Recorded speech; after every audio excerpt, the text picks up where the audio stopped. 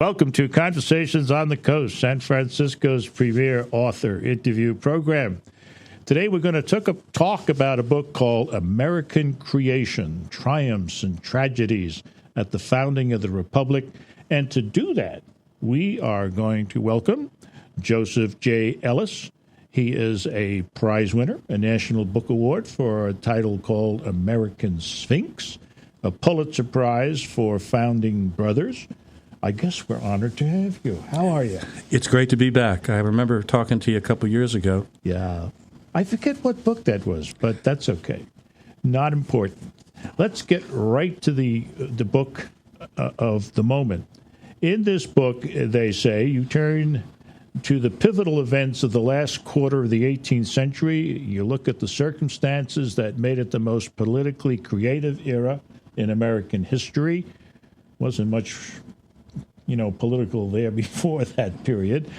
From the first shots fired at Lexington to the signing of the Declaration of Independence to Washington's winter at Valley Forge to the negotiations for the Louisiana Purchase, Ellis guides us through the decisive issues of the nation's founding. And you know what? That sounds terribly learned, but the book is so accessible because, as you say in the prologue, which is absolutely brilliant and provocative, what you really want to do here is tell the stories. Right. What a way want to tell stories and then have it add up to a more interesting story other than a kind of melodrama about the founding, a story that's ironic. What I do is I assemble a repertory company on the basis of what I call the Casablanca principle, namely I round up the usual suspects, and they become major players in certain stories and cameo performances in others. But we have the usual suspects like Adams, Washington, Jefferson, Madison, Hamilton, right. All those guys. Are the guys. Those are my guys. And some other folks that we never heard of before. That's right. Some lesser folks, but people that now will become famous because they're in these stories. That's true. That's very, very true. Well, one of the things that you talk about in the prologue, which I found very interesting and I think important, is that this founding story is not being told well. What it needs, you say, is an epic historical narrative, a storyline rooted in the very coexistence of grace and sin. But that's not the way this story has been told. We've been asked to choose between two simplistic narratives of the founding, one featuring the founders as demigods and the other crowded with a cast of villains who collectively comprise the deadest, whitest males in American history. That's the choice we've been given, by and large, isn't it? I think so, and I think it's a juvenile choice. It's a kind of adolescent view of the founding or of any chapter in American history. The forces of light or the forces of darkness, the greatest icons, the people on Mount Rushmore, or the people that have given us imperialism, racism, classism, patriarchy, and all the evil things. I think we need an adult interpretation that recognizes greatness along with failure, flawed greatness, if you will, and recognizes that there are incredible triumphs, as the subtitle suggests, but there are also some real tragedies here. Yeah, the American founding, you write, was a collective enterprise with multiple players who harbored fundamentally different beliefs about what the American Revolution meant. Political and personal diversity enhanced creativity, you think, and also replicated, and this is a fascinating point, the checks and balances of the Constitution with a human version of the same principles. I like that, too. I think it's true that, in effect, all of these characters are temperamentally and in some cases ideologically in disagreement. And so Adams and Jefferson went to their deaths arguing in their letters to each other about which version of the American Revolution was actually correct. And so it is the collision and the collusion amongst these people at the top that somehow sets up the same kind of checks and balances that we associate with the structure of the Constitution. And what you hope to achieve, you say in the prologue, and I think you do this, is you want to have us become part of a discernibly adult conversation about the sources and causes of the American founding that will include its tragic dimension as well as all the heroic That's stuff. right. That's right. We know about. You got to put them both together in the same way that as we get older, we look back on our parents, and they no longer are the great figures. On the other hand, they're not the diabolical creatures that we seem to think they are when we're adolescents, and we're capable of seeing them with some kind of perspective. I think we're at the stage it's safe to get to know them as they really were. Oh, it's more than time, I guess. Yeah. Don't you? Yeah. I mean, it is more than time. Yeah. So when you find out that, that Washington owned 300 slaves or 319 slaves, that's not the end of the conversation. It's the beginning. Yeah. American creation is full of great writing, a point that I'm going to prove to you very easily when we come back. You're listening to Conversations on the Coast with Jim Foster. Now you can find this program on iTunes, SoundCloud, and all your favorite digital outlets. Follow the show on Twitter at JimFosterCoc and email JimFosterCoc@gmail.com. American Creation, Triumphs and Tragedies at the Founding of the Republic. That's the title. Joseph J. Ellis is the author. The publisher, which I forgot to say at the opening, and I better get it in now, Alfred A. Knopf. Good guys. Absolutely the best. Good guys. Publishers Weekly had some nice things to say about this book. In part, this subtle, brilliant examination of the period between the War of Independence and the Louisiana Purchase puts Pulitzer winner Ellis, founding brothers, among the finest of America's narrative historians. Ellis's lucid, illuminating, and ironic prose will make this a holiday season hit. So you all go out there, line up, and buy it, get it gift wrapped. Absolutely. 4 or 5 copies each. Absolutely. Now, the prologue that I like so much begins by inviting us to read more. It ends this way. Rather than float above the ground, we need to dive in to the messy moments and do our best to listen as a finite number of long-dead men struggle to understand the historical currents of their rather propitious time. It's the spring of 1775. The war for independence has just begun, but no one is quite sure what to do. ... What do you mean they didn't know what to do? Well, these are the fathers of our country, for goodness sake. Well, the thing Nobody told me in grade school they didn't know what to do. They don't know what to do in the sense that they're not clear. Even though the war has started in April of 75, remember, it's another 15 months before we declare independence. So you've got this weird situation that the war is going on. Battles are being fought, women are being raped, towns are being burned down, but there's still a division in the Continental Congress about whether or not there's a way out of this short of war. And it takes over a year for that to develop. And so one of the first chapters, I guess, is called The Year, and about the strangeness of that time. Yeah, and when you talk about the Continental Congress, you're always reminding us that gathering is dealing with 2 different approaches to the issue.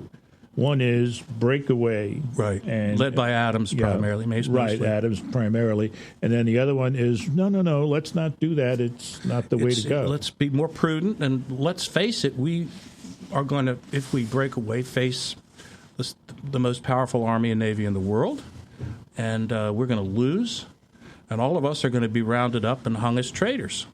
One of the consequences, I think, of that tension and difference during the Congress is that this revolution then becomes a kind of creative act of statesmanship. It's a revolution, I think you say, in slow motion. And that has advantages and disadvantages. It does. If you believe that justice delayed is justice denied, then you won't like what they did, because what they did was put the radical political agenda, apart from independence, on hold.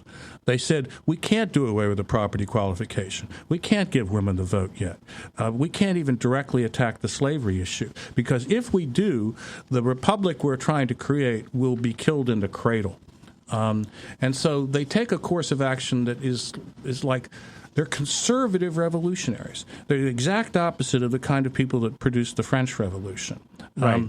And yet they correctly understand that controlling an explosion is what they have to do. We had, however, one of those French revolutionary cats, a fellow by the name of Thomas Paine, didn't we? Yes, we did. He is the exception. He wants to implement the full promise right away. All the way across the board. Yeah. The Indian issue. Right. Even women. Right. And slavery. Right. Slaves, he doesn't push slavery hard because he doesn't want to alienate the South. But in common sense, most of the other, that's his major publication, most of these other things are things he would advocate. Talking about the differences of the people who are leading this or trying to lead it, what will we do next?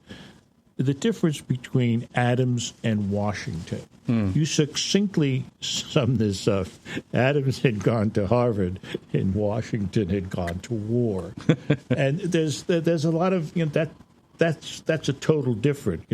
Right. Adams had a chance to become an effete snob, I suppose, by going to Harvard, and Washington had just the chance to become the father of the country because he was taller than everybody else. Yeah, he's 6'3" and 1/4. Adams is like 5'6". But in some ways, even though they go to very different places, some of the fundamental lessons they imbibe at that tender age are very similar. Human nature is depraved. You can't trust people. Don't trust any kind of sentimental version, any kind of sort of purely rational explanation for human behavior is like a straight line in nature. Don't trust it. So that out of reading, Adams gets this, out of watching people die around him and attempting to lead them in the French and Indian War, both become realists. Very rock-ribbed realists. They are immune to all forms of utopian thinking.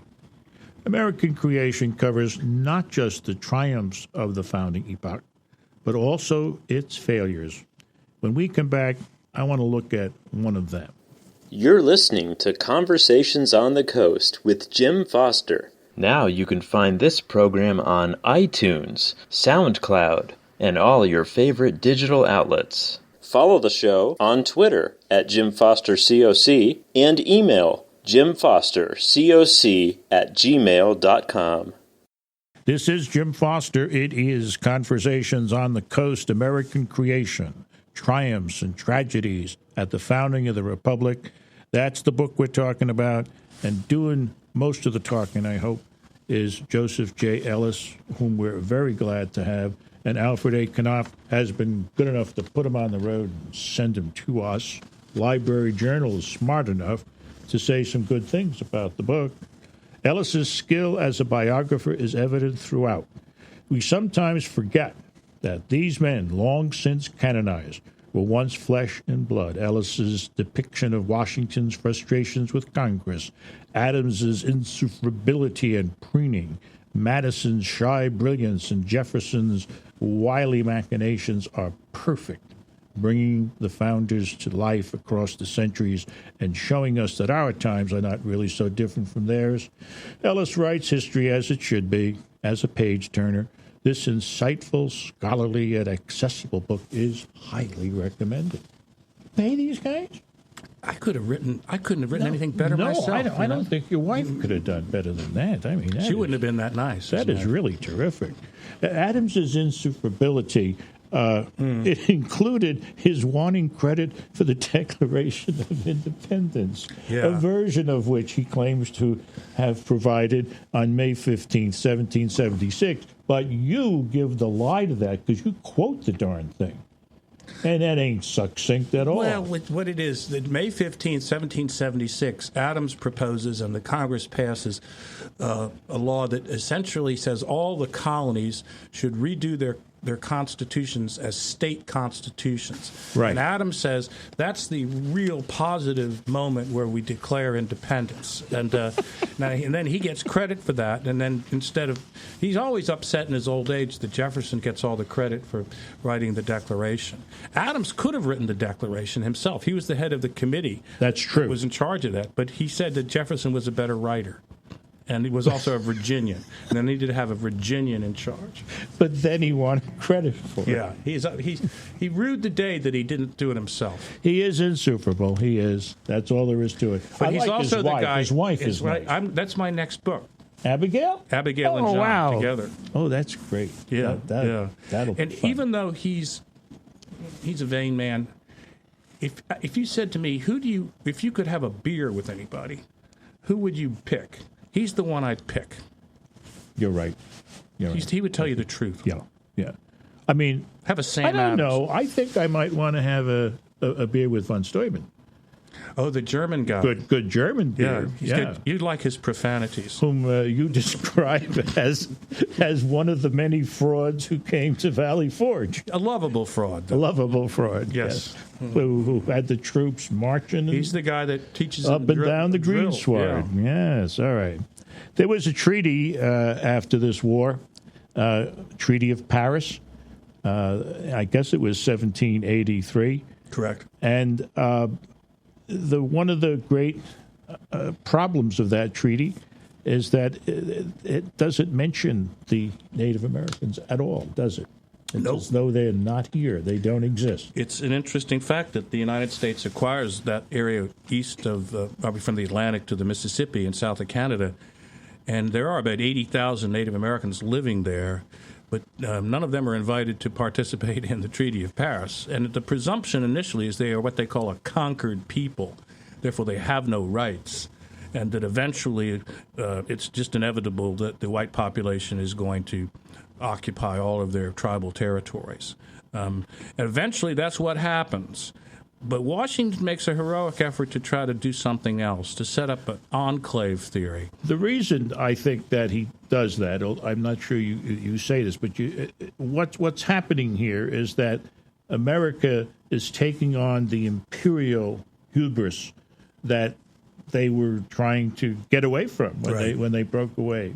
Can a republic be an empire? That's an interesting question. It certainly is. And they're trying to have it both ways.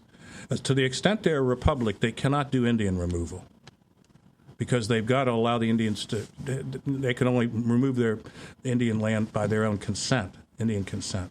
And, of course, that's not going to happen. So this is one of the tragedies. Whether this could have happened any other way is another interesting question. I don't think it could.